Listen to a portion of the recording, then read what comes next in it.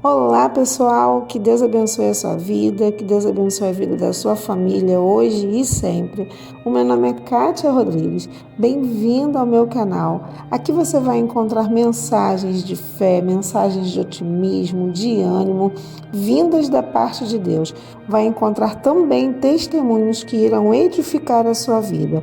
Então, antes mesmo que você siga em frente com esse vídeo, dê aí o seu like. Ative o sininho, se inscreva e todas as vezes que eu postar um vídeo você será notificado pelo YouTube, ok? Então vamos para mais uma mensagem de hoje.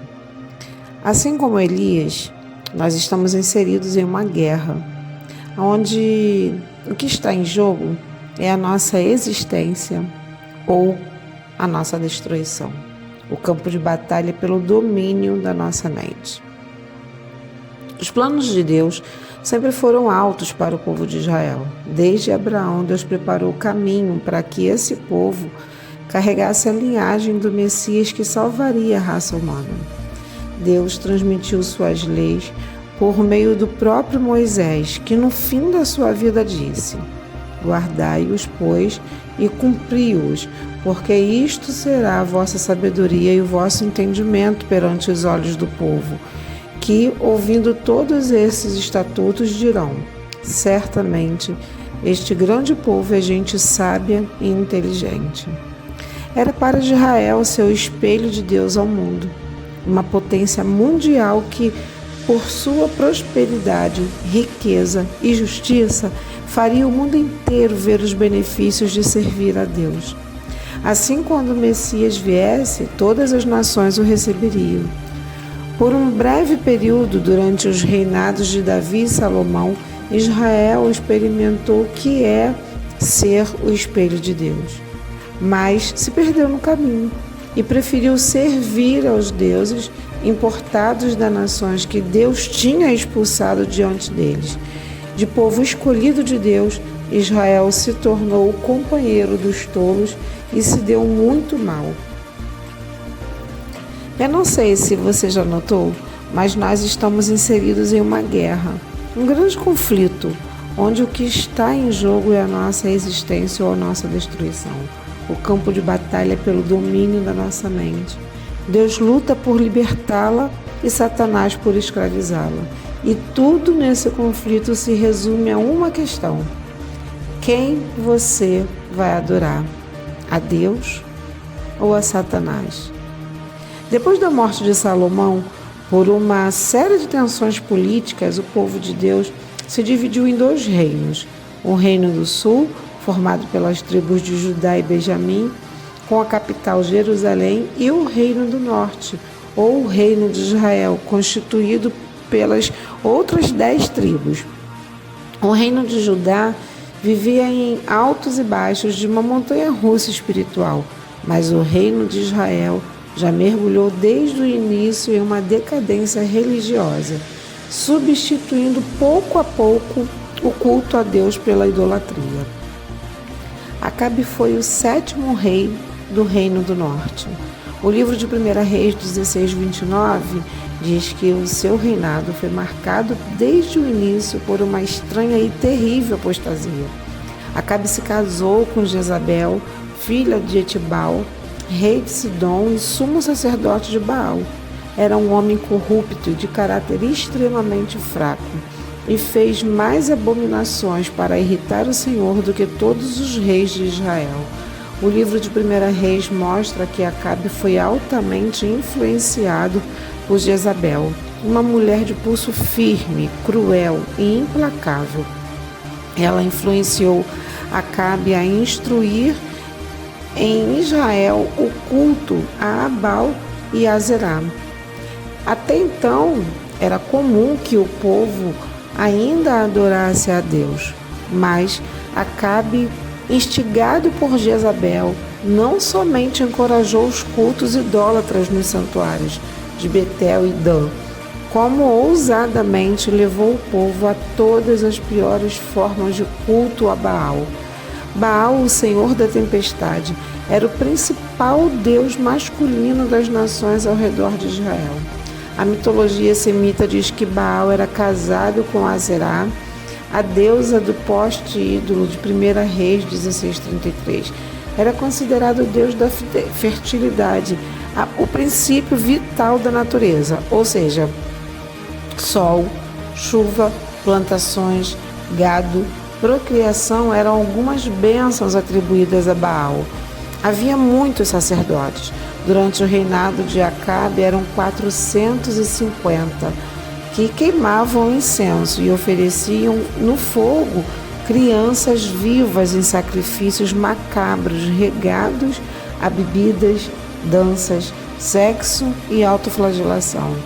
Azerá, esposa de Baal, era a deusa mãe cananita da fertilidade, do amor e da guerra, também chamada de Astarote.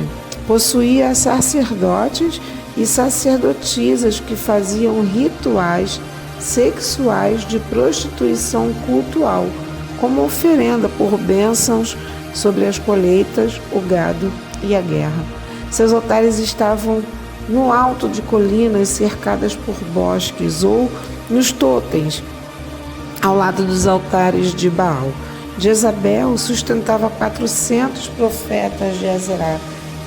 Com o culto a Baal e a Aserá, Israel mergulhou fundo em todo tipo de perversão sexual, corrupção e violência. Adoração, isso tudo é o que está em jogo.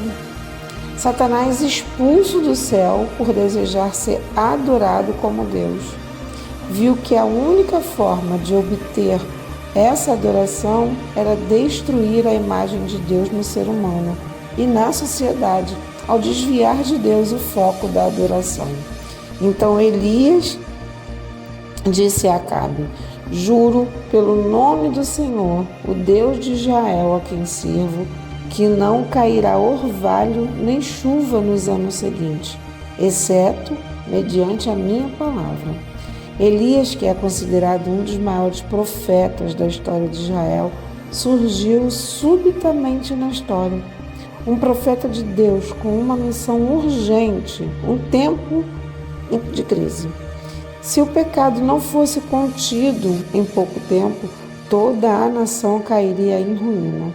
Elias surge, valente e ousado, contra Acabe e a poderosa Jezabel, acusando sua conduta e desafiando o poder de Baal. Qual seria então a resposta do Senhor da tempestade ao oráculo desse profeta desconhecido? Em Tiago 5,17 diz que por 3 anos e meio não choveu sobre a terra de Israel, porque o verdadeiro Deus tem poder sobre os ventos, o mar e a chuva.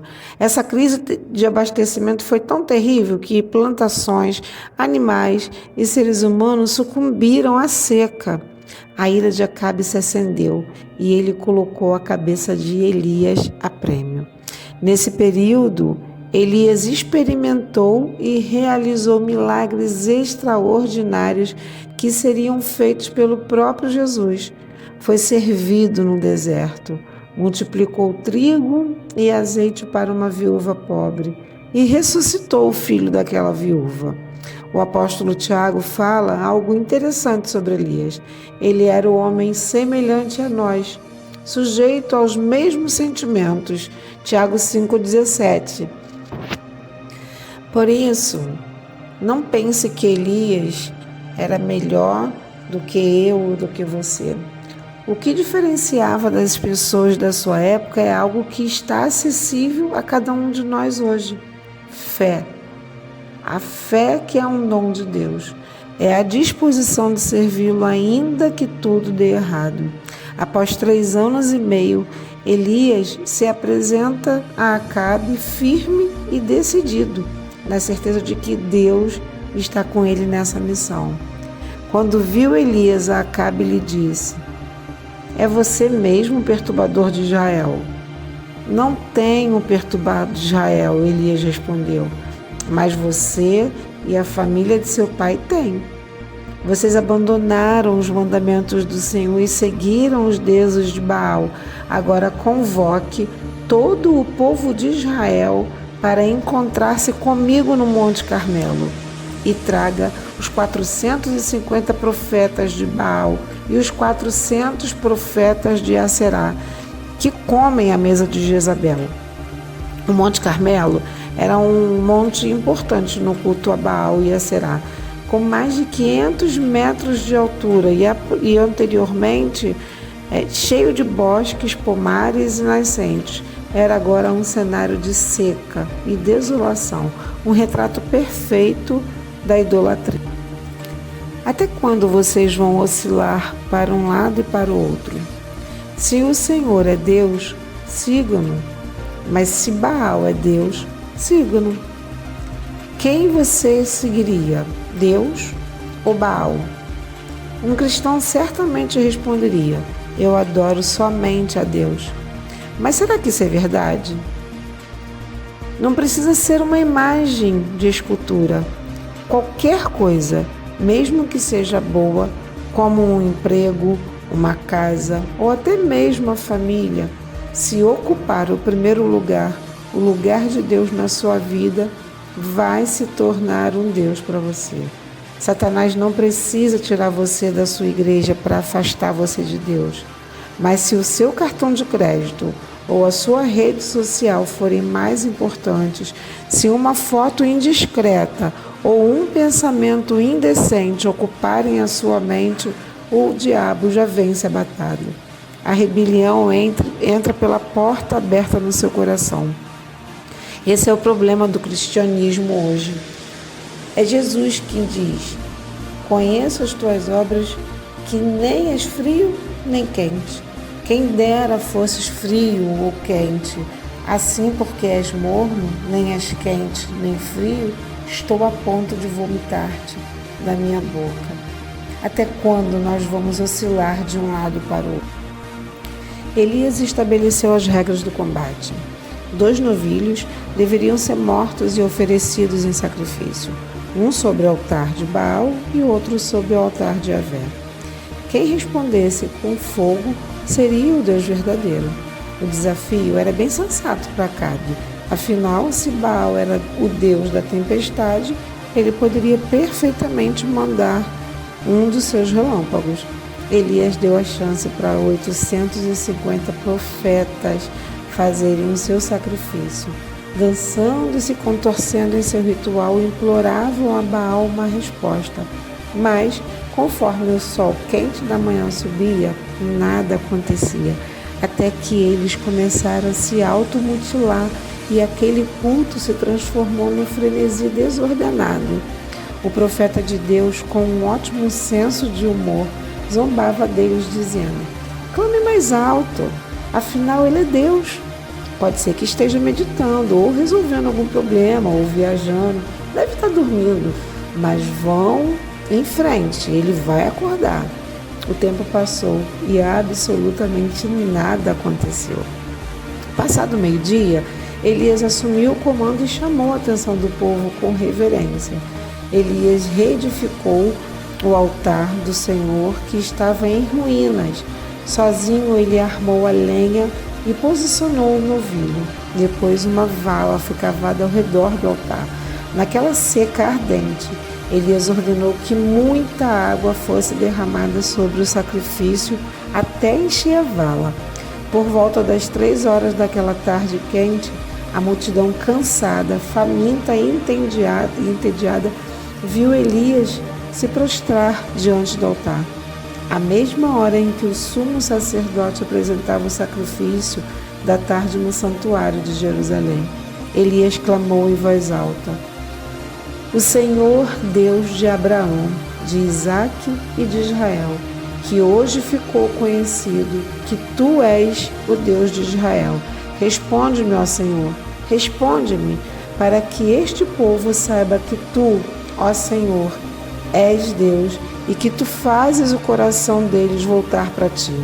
Então o fogo do Senhor caiu e queimou completamente o holocausto, a lenha, as pedras e o chão, e também secou totalmente a água na vala. Quando o povo viu isso, todos caíram prostrados e gritaram: o Senhor é Deus, e Javé é Deus. Não foi apenas um relâmpago, uma coluna de fogo consumidor que desceu como um meteoro dos céus, atingindo em cheio aquele altar. Espantada, a multidão correu para longe enquanto Elias permaneceu ajoelhado diante daquela coluna ardente que descia do verdadeiro Deus. Elias teve fé que nada é impossível para Deus. Aquele que criou os céus e a terra mostrou com facilidade todo o seu poder a Israel sobre o Carmelo. Os profetas de Baal e Aserá foram mortos por ordem de Elias, e Acabe foi desmoralizado diante do povo. Elias permaneceu no Carmelo, com a cabeça entre os seus joelhos, rogando pelo cumprimento da promessa, até que no fim daquela tarde a chuva caiu como uma cachoeira sobre Israel. Caía tanta água que era impossível a carruagem real seguir adiante. Deus cumpriu sua promessa e derramou torrencialmente as suas bênçãos sobre o sedento reino de Israel. Até hoje, para os judeus, ele é considerado um dos profetas mais importantes por causa da reforma que ele realizou. Por isso, os escribas e os fariseus acreditavam que Elias voltaria para anunciar a vinda do Messias. Quando Jesus disse que Elias veio e não foi recebido por Israel, ele se referia a João Batista, que empregou a mesma reforma, preparando o coração do povo para a vinda do Messias. João não era uma reencarnação de Elias, mas com a mesma ousadia e o poder do Espírito Santo estavam sobre João. A isso nós chamamos de espírito de Elias. Não há uma entidade reencarnada, mas uma disposição em mudar o mundo pelo poder de Deus. Hoje, como nos dias de Elias, o limite entre o povo que guarda os mandamentos de Deus e a fé em Jesus e aqueles que adoram os falsos deuses da sociedade moderna está muito bem definido. Deus convida a cada um de nós a fazer parte de um povo santo que se submete a Deus e combate o pecado de frente, no poder do Espírito Santo. Ele chama você e a mim para participarmos de um movimento que se levante no espírito de Elias para questionar o mundo. Até quando vocês vão oscilar para um lado e para o outro? Se o Senhor é Deus, sigam-no. Deus chama você e eu para pregar o evangelho eterno do Cristo crucificado, que morreu e ressuscitou. Foi preparar-nos um lugar e em breve voltará para nos buscar. Aleluia! Se você estiver disposto a mudar e a submeter a Deus por meio de oração fervorosa e estudo da palavra, Deus não somente vai resgatar você do pecado, mas também vai transformar a sua vida em um poderoso instrumento para salvar muita gente. Então, decida-se a ser espelho de Deus ao mundo. Glórias sejam dadas àquele que é poderoso para fazer infinitamente mais do que pedimos ou pensamos. Amém, glória a Deus e aleluia. Até uma breve mensagem, que Deus te abençoe.